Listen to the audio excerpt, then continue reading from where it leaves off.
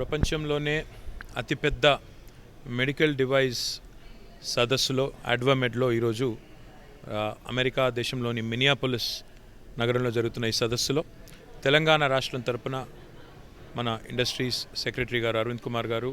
శక్తి గారు, మన director life sciences, నేను అందరం కూడా కలిసి పాల్గొనడం జరిగింది. మరి ఈ సదస్సుకు విచ్చేసిన దాదాపు 1000 మందిని ఉద్దేశించి తెలంగాణ రాష్ట్రంలో మెడికల్ డివైజెస్ మరి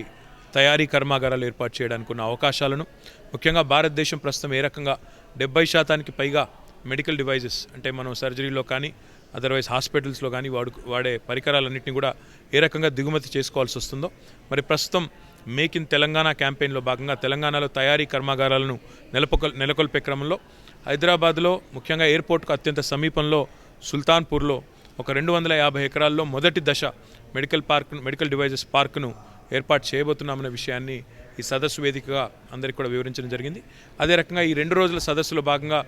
ప్రపంచంలోనే మరి టాప్ 10 మెడికల్ డివైజెస్ కంపెనీస్ ఏవైతే ఉన్నాయో వారందరితో కూడా విడివిడిగా సంప్రదింపులు కూడా జరపడం జరిగింది. మెట్రానిక్స్ కానీ, జాన్సన్ అండ్ జాన్సన్ కానీ, జీఈ కానీ, అదే రకంగా బీడీ లాంటి కంపెనీలు కానీ చాలా కంపెనీలు ఏవైతే ఈరోజు మరి ప్రపంచంలో ఈ మెడికల్ డివైజెస్ రంగాన్ని శాసిస్తున్నాయో వారందరితో కూడా సంప్రదింపులు జరిపి వారందరినీ కూడా తెలంగాణలో పెట్టుబడులు పెట్టడానికి, అక్కడ మ్యానుఫ్యాక్చరింగ్ యూనిట్లు పెట్టడానికి రావాలని చెప్పి కూడా ఆహ్వానించడం జరిగింది. కొంతమంది త్వరలో మరి భారత పర్యటనకు రాబోతూ ఉన్నారు. మరి కొంతమంది రకరకాల మరి ఏరియాస్లో కలిసి పనిచేయడానికి, ముఖ్యంగా టీ హబ్ లాంటి సంస్థతో ఇన్నోవేషన్లో కూడా మరి ఏ రకమైన పని చేయొచ్చు అనే దాని మీద కూడా చాలా రకాల సంప్రదింపులు జరిగినాయి. నాకైతే పూర్తి విశ్వాసం ఉంది, తప్పకుండా ఐటీలో ఏ రకంగానైతే తెలంగాణ ఈరోజు మొత్తం ప్రపంచ దృష్టిని ఆకర్షిస్తూ ఉందో,